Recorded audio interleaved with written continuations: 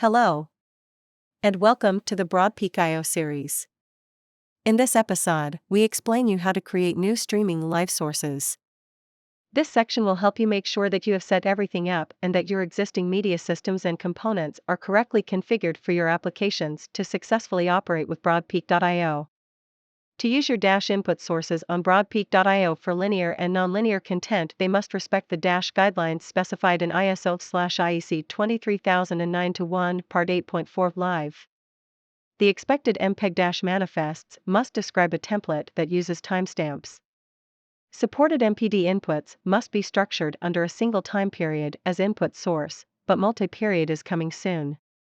Supported media containers in Dash are fragmented MP4, transport stream, and SMPT timed text. Please contact us if your use case requires the support of other Dash implementations. To use your HLS input sources on Broadpeak.io, you should check the compatibility of the M3U8 manifests with the following requirements. Version must be less than or equal to 4. Versions 5 to 8 can be supported if they do not contain attributes that are not supported in version 4. Media container must be either fragmented MP4 or transport stream.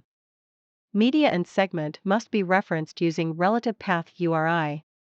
EXTX stream INF tags must have the bandwidth and codecs attributes. EXTX program datetime tag must be present in media manifests for livestream. Broadpeak.io supports encrypted manifest for original and replacement sources, whether they are encrypted through AES 128 or sample AES. The only specific requirement around that area is that the initialization vector must be present in the EXTX key tag. Please contact us if your use case requires the support of other implementations. To create a new live source using the web app, once logged in on the platform, click on Sources, then on Create New button. Select the live source type. Enter the name of your stream and its URL. A colored status icon next to the stream URL indicates you in real time whether your stream is accessible or not. Validate by clicking the Create Source button. You can repeat this step and create as many sources as you need, in a limit of 20 with a free plan. In case you want to use HTTP protocol instead of HTTPS, you have to allow insecure content on our site within your browser.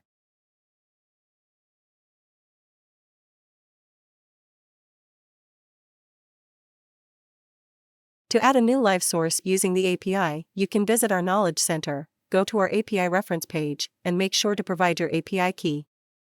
From there, select the Create a Live Source request. Enter the name of your stream and its URL. Description and backup IP are optional parameters.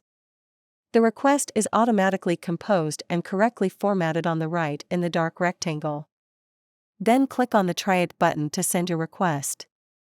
Expected response is 201 with details on the live source you have just created, including the ID of this live source. Obviously, you can copy-paste and modify this example request to send it from your favorite tool without having to go through this web page.